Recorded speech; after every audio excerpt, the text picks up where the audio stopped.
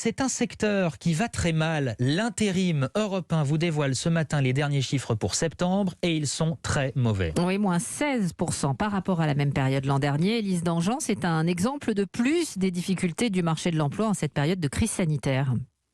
Oui, car sur un an, ça représente tout de même 125 000 emplois en équivalent temps plein détruits. C'est énorme et si Prism Emploi est particulièrement inquiet, c'est qu'il s'attendait à une reprise plus franche après le confinement où l'intérim avait reculé de près de 65%.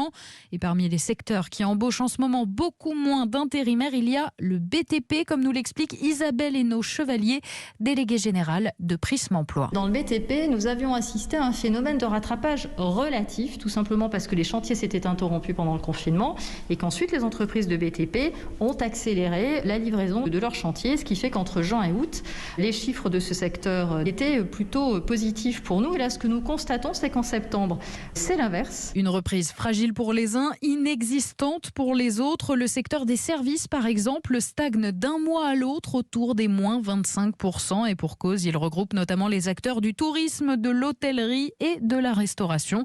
Des chiffres préoccupants, d'autant qu'ils reflètent la réalité d'avant la mise en place du couvre-feu dans plusieurs métropoles françaises. Élise Dangean.